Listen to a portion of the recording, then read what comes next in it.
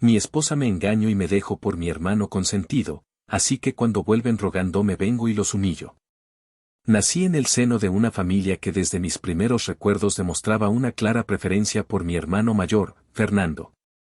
Él siempre fue el más mimado, el que recibía aplausos por todo, el que, con un simple ademán, tenía la atención absoluta de nuestros padres.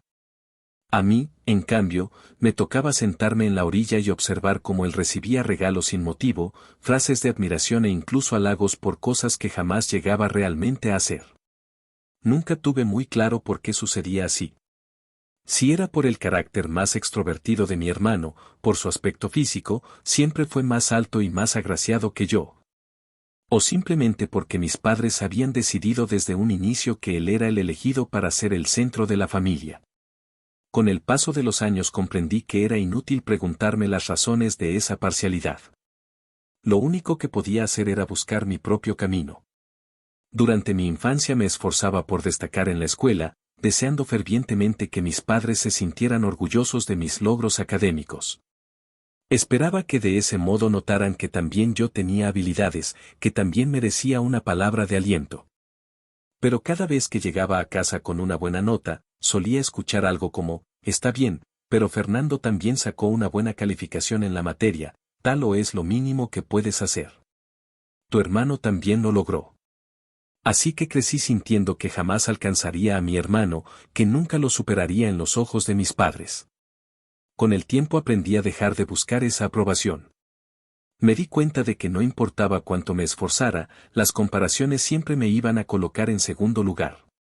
Esa dinámica me llevó a convertirme en una persona solitaria. Tenía algunos amigos, pero mi casa no era un espacio que me brindara paz ni me motivara a invitar compañeros a jugar o a estudiar. Prefería irme a la biblioteca del barrio, donde me pasaba horas hojeando libros que me abrían universos infinitos. Por las tardes tomaba apuntes de materias adelantadas, practicaba la lectura y hacía ejercicios de matemáticas por mi cuenta. Al poco tiempo empecé a ofrecer tutorías a compañeros menores que yo para ganar algo de dinero. Fue así como indirectamente aprendí a valerme de mis propias capacidades. Cuando cumplí 18 años tuve claro que no quería depender de mis padres.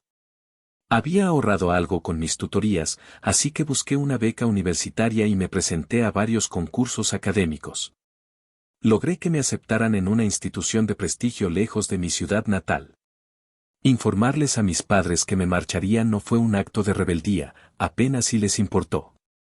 Recuerdo a mi padre decir, perfecto, así Fernando podrá quedarse con tu habitación y ampliar su espacio de estudio. Mi madre en ese momento se limitó a sentir sin mostrar ni alegría ni preocupación. Ese día confirmaba lo que ya sabía. Ellos tenían un hijo favorito y yo no era él. Marcharme no resultó un sacrificio, fue de hecho un alivio. Conseguí una residencia estudiantil, trabajé en proyectos de investigación y di clases de refuerzo para costearme parte de mis gastos. Jamás pedí un centavo a mis padres, ni siquiera los llamaba con frecuencia. De hecho, con el tiempo fui perdiendo casi todo contacto con ellos. Para mi sorpresa, tampoco se esforzaron en buscarme, salvo en un par de ocasiones en las que necesitaban algún trámite y requerían mi firma. Esa distancia me ayudó a concentrarme por completo en mi desarrollo profesional. A medida que avanzaba a la universidad, empecé a forjar ciertas amistades valiosas.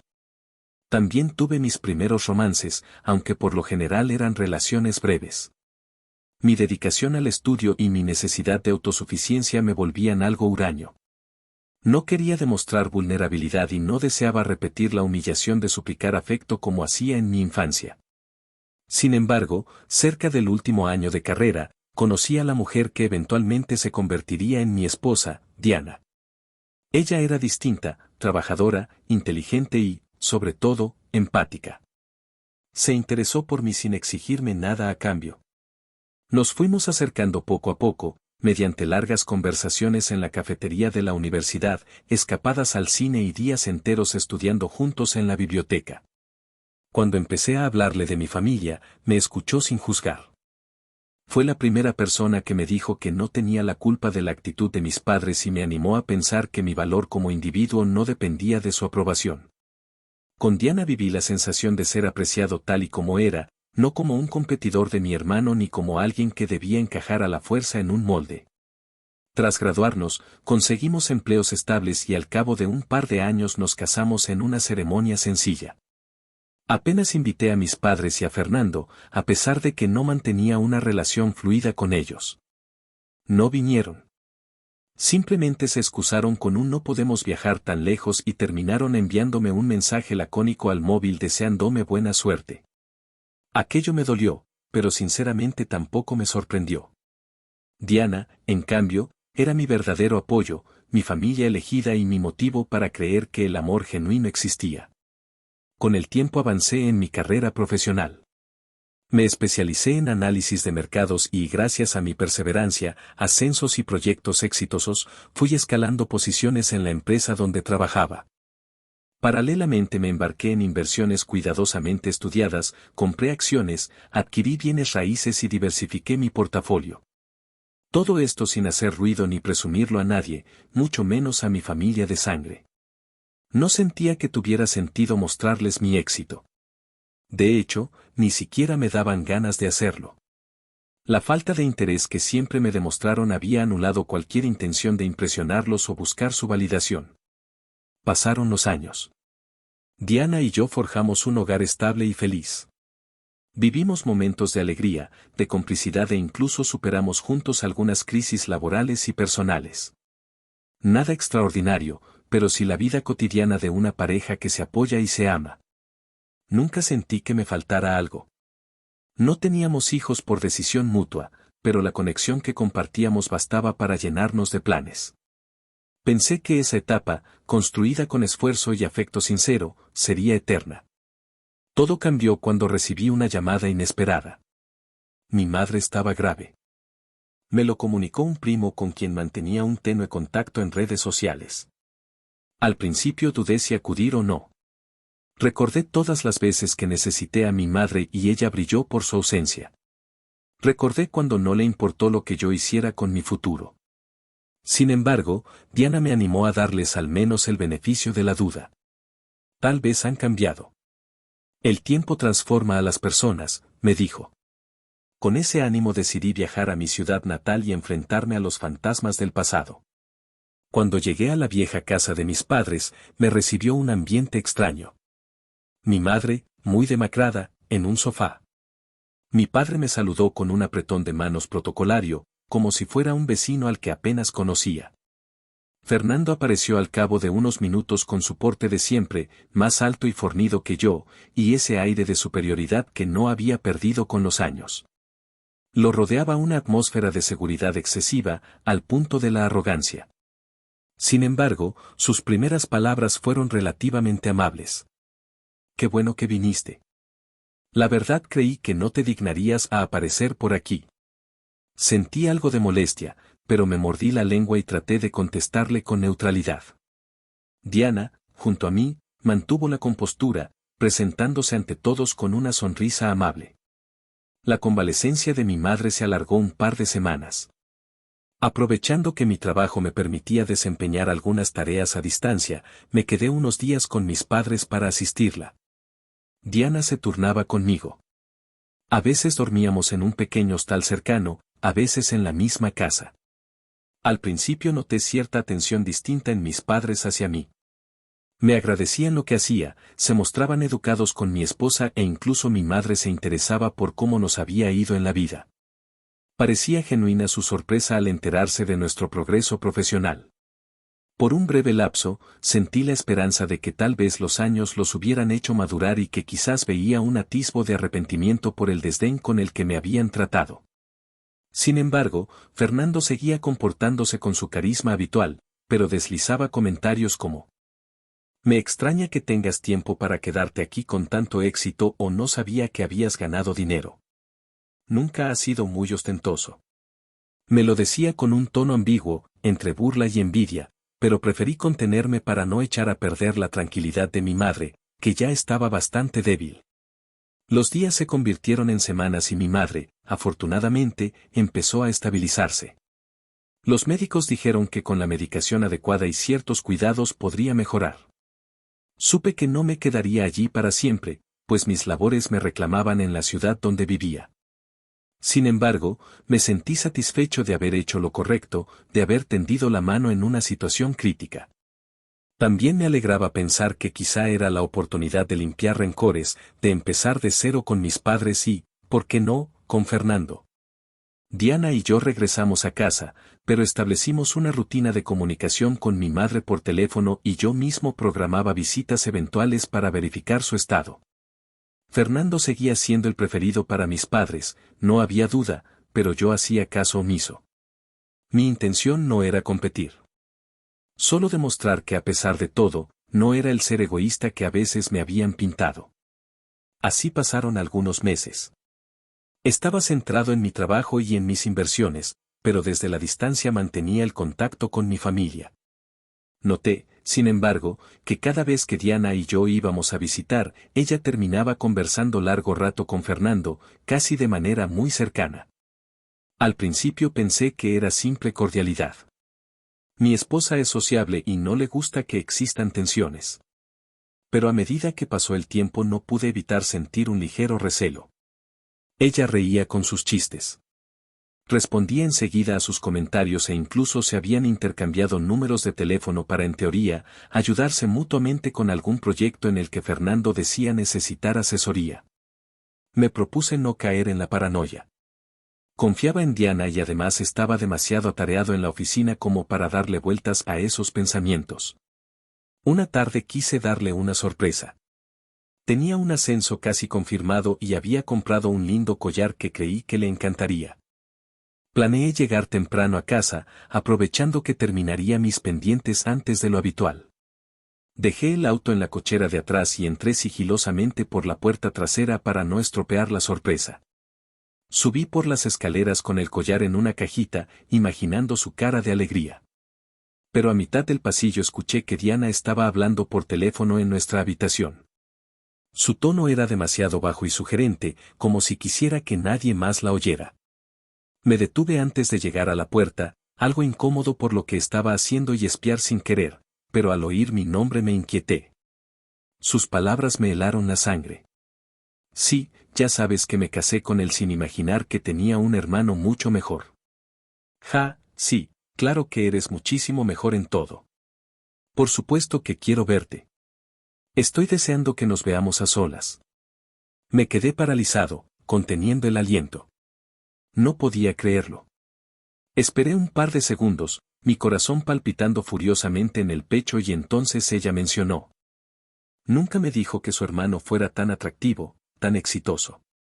Comparado con él, eres un hombre de verdad. Aunque no pronunció el nombre de Fernando, no me quedaban dudas. Hablaba de mi hermano. Di un paso adelante con la cabeza llena de rabia y de dolor y empujé la puerta. Diana colgó de inmediato, sorprendida al verme. Su rostro mostró un gesto de culpa que se transformó en arrogancia. Se cruzó de brazos y me soltó sin tapujos que llevaba tiempo viéndose con Fernando, que se habían acercado desde que yo retomé el contacto con la familia. Que él supo cómo conquistarla y que yo era un tonto por no haberlo notado antes. No podía creer sus palabras. Tu hermano es mejor en la cama que tú, más guapo, más alto y hasta con un carácter más apasionado. ¿Qué querías que hiciera? Sentí como si me asestara una puñalada tras otra. Nunca imaginé que en ese punto de nuestra relación ella pudiera ser tan cruel, tan hiriente. Lo peor llegó cuando dijo, con una frialdad que me dejó atónito, que iba a irse de la casa en ese momento, que se divorciaría de mí y que ya estaba todo decidido.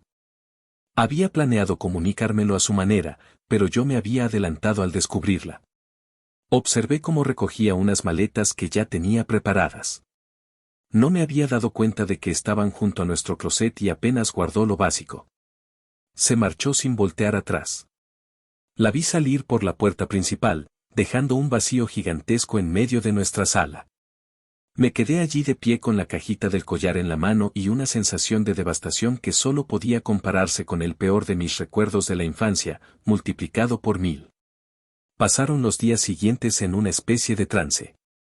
Recibí una llamada de mi hermano en la que sin rodeos me decía que las cosas no son lo que parecen, pero al mismo tiempo se jactaba de que siempre podía conseguir lo que deseaba y que esta vez había ganado de nuevo. Le colgué sin responderle una sola palabra. Decidí acudir a mi familia para explicarles lo sucedido, intentando, en el fondo, encontrar un poco de solidaridad. Me dirigí a la casa donde vivían mis padres y al llegar me encontré a Fernando sentado en el sillón con Diana a su lado. Fue un golpe durísimo verlos juntos tan rápido. Mi padre se acercó y me espetó. No hagas un escándalo. Tu hermano se merece una mujer como ella. Siempre hemos sabido que él se merece lo mejor. Mi madre, sentada a un lado, asintió sin decir mucho, como si se conformara con esa lógica retorcida. La ira me consumió y comencé a exigir explicaciones. Les pregunté por qué se comportaban así, por qué me trataban de esa manera y ahora apoyaban la traición de mi propia esposa. Pero sus respuestas me confirmaron lo que en el fondo ya sabía. Para ellos, Fernando era intocable, el que debía llevarse todos los privilegios, incluso a mi mujer. Dijeron sin ningún remordimiento que así es la vida y que seguramente yo no había sido un buen esposo. En ese momento me di cuenta de que llevaba décadas intentando encajar en una familia que jamás me valoró. Fue como si de pronto se cayera el velo que me hacía abrigar la esperanza de que hubieran cambiado. La humillación era absoluta. Solo atiné a decirles con la voz ahogada de rabia y tristeza, que gracias por nada. Que nunca tuve familia y que nunca la tendría. Di la media vuelta y me fui bloqueando sus números de teléfono y cortando cualquier lazo. Las siguientes semanas fueron agotadoras. Diana y yo iniciamos el proceso de divorcio, que avanzó con rapidez porque el adulterio estaba claro, aunque ella intentó en algunos momentos torcer la historia para salir ganando. Sin embargo, mi intención nunca fue perjudicarla económicamente. Acepté los términos legales estipulados y no quise pelear por bienes materiales. Solo deseaba sacarla de mi vida cuanto antes. Tras la firma de los documentos, al salir de los juzgados, me interceptó y me dijo, con un cinismo que me dejó perplejo, era obvio que me fuera con alguien mejor que tú. No seas rencoroso. No pude articular palabra, simplemente me di la vuelta y me marché, decidido a no escuchar nada más de su boca. Me sumergí en el trabajo para distraerme. Con el dolor todavía latente, acumulé horas extras, desarrollé nuevos proyectos y logré ascender en mi empresa, recibiendo mayor responsabilidad y sueldo. Era una forma de tapar el hueco que sentía dentro, aunque mi terapeuta, porque decidí buscar ayuda psicológica, me advirtió que debía procesar mi duelo emocional y no solo reprimirlo con productividad. Durante esos meses, mi psicólogo me ayudó a enfrentar la decepción y la traición. Entendí que más allá de la humillación había una herida de abandono que venía de años atrás, causada por la actitud de mis padres. Me esforcé en sanar, en no quedarme atrapado en la rabia. Gradualmente volví a encontrar un poco de paz. En ese periodo corté toda comunicación con mi exesposa y con mi familia. Cambié de número de teléfono. Cerré cuentas de redes sociales que pudieran facilitar que me contactaran. Quería enterrar todo aquello y empezar de cero hasta que un día recibí una llamada de un número desconocido. Al principio no contesté. El teléfono sonó varias veces con insistencia. Decidí responder para ver de qué se trataba y, para mi sorpresa, escuché la voz de mi madre. Quise colgar de inmediato, pero dijo algo de que necesitábamos hablar por un asunto muy importante y urgente. No le di oportunidad, simplemente terminé la llamada. Durante la semana siguiente me llegaron mensajes de diferentes números, suplicando que me reuniera con ellos. Al final cedí a la curiosidad o tal vez necesitaba cerrar el círculo. Acordamos vernos en una cafetería discreta, pues no deseaba que supieran dónde vivía ahora ni tenerlos en mi entorno. Llegué y me encontré a mis padres, a mi hermano y a mi exesposa. Embarazada de varios meses. Al verlos juntos, me recorrió un escalofrío recordando todo el daño que me habían causado. Mi madre empezó a hablar con un tono melodramático. Al parecer, Fernando había hecho unas inversiones que lo dejaron en la quiebra. Él estaba prácticamente sin dinero, con deudas, y ahora que un bebé venía en camino, no tenía recursos para mantener a su nueva familia. Mi padre añadió que era mi deber ayudarles como parte de la familia que somos. Mi madre, por su parte, intentó sonar conciliadora, diciendo que no podían dejar a su nieto en la pobreza, que yo era el único con medios económicos para sacarlos del apuro. Por unos segundos me quedé en silencio, asimilando la desfachatez de su propuesta. Diana, mi exesposa, con un tono que mezclaba pena y arrogancia, añadió, nos vendría bien tu apoyo. Será tu sobrino. Por favor, no seas cruel. Eso desató en mí una risa que no pude contener. Empecé a reírme fuerte, sin parar, mientras veía cómo se cruzaban miradas de desconcierto entre ellos. Era un conjunto patético de escenas. Mis padres, que jamás se preocuparon por mí, ahora me pedían auxilio para sostener a su adorado hijo y a la mujer que me había engañado. Cuando finalmente logré detener mi risa, les dije con una frialdad que ni yo mismo me creía capaz. No tenía idea de que fueran tan patéticos. Ahora veo que mi exesposa encaja perfectamente con la familia. Son iguales de miserables. Mi padre me gritó que cómo podía ser tan cruel, que ellos eran mi sangre. Mi madre me dijo que no entendía que había cambiado en mí. Que antes no era tan desalmado. Fernando se quedó callado con la cabeza gacha al ver que su plan de manipularme no estaba dando resultado. Le respondí levantando apenas la voz para que no me temblara. Nunca fueron mi familia, siempre fueron extraños que me hicieron sentir un cero a la izquierda. Y tú, Fernando, aunque seas mi hermano por sangre, no eres más que un desconocido para mí. No pienso darles ni un centavo. Me levanté con la intención de irme. Cuando apenas había dado un par de pasos, sentí que alguien me agarraba por detrás del hombro. Era mi hermano que fuera de sí me lanzó un puñetazo. Tal vez confiaba en su fuerza, pues siempre ha sido corpulento y atlético. Pero en estos últimos años yo me había dedicado a entrenar boxeo y lucha grecorromana como afición y vía de escape del estrés. Me bastó un movimiento para esquivar su golpe y con un empujón y un directo lo arrojé al suelo. Cayó pesadamente y se raspó la cara contra la superficie, comenzando a sangrar por la nariz. Mi padre se acercó con gesto airado, pero alcé la mano en su dirección, advirtiéndole que si intentaba algo, correría la misma suerte. Mientras Fernando se retorcía en el piso, aturdido, mi exesposa se acercó lloriqueando y suplicando que por favor la ayudara, que lo hacía por el bebé. Le dije que no se atreviera a pedirme compasión cuando ella y mi hermano no habían tenido ninguna hacia mí, que no volviera a dirigirme la palabra jamás.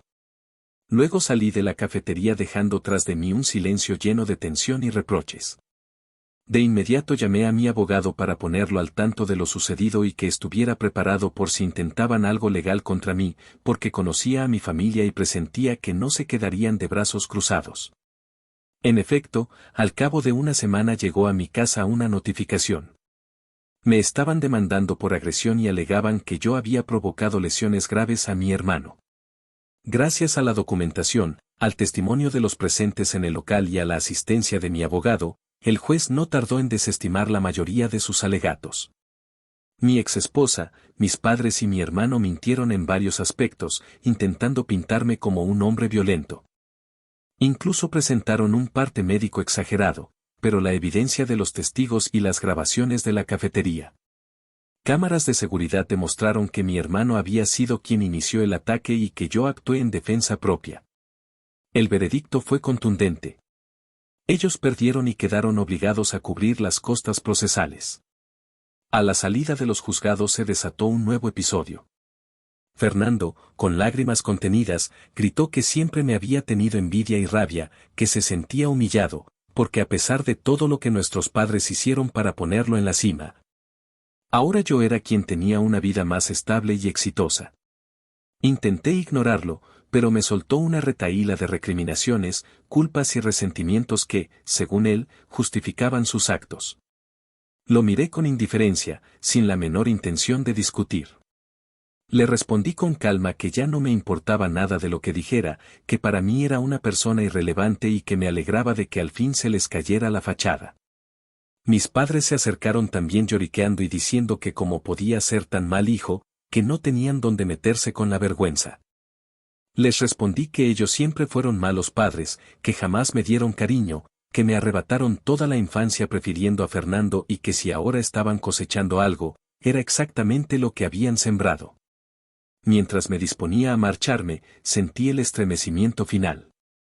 Mi exesposa, con su vientre ya bastante notorio, se me aproximó y me susurró que si quería podríamos retomar lo nuestro, que se alejaba de mi hermano si así se solucionaba todo. Parecía desesperada, como alguien que ve que el barco se hunde. Me detuve un segundo para observarla con el mayor desapego que pude reunir. Le dije, ¿de verdad crees que volvería a estar contigo con alguien tan fácil de embaucar y tan dispuesta a traicionar? Me has demostrado que nunca sentiste amor por mí. Solo buscabas una historia de interés y en cuanto viste la oportunidad me dejaste. Ni siquiera te importó lo que yo sintiera. Ahora afronta las consecuencias con el hombre que escogiste. Ella rompió a llorar, balbuceando excusas que ya ni quise escuchar. Di media vuelta y me fui con la cabeza en alto, sintiendo que, pese a la dureza de la situación, al fin cerraba el capítulo más doloroso de mi vida. Durante el trayecto de vuelta a casa, me di cuenta de que me sentía casi liberado. Pasé tanto tiempo cargando con la frustración de no pertenecer a mi familia y de la traición de mi esposa, que al fin romper esos lazos había resultado catártico. Ahora, con los meses transcurridos, miro atrás y concluyo que todo esto me hizo crecer de una manera que jamás hubiera esperado. El costo emocional fue altísimo, pero aprendí el valor de rodearme solo de gente que me respete y que aprecie mi presencia. Dejé de mendigar el afecto de mis padres.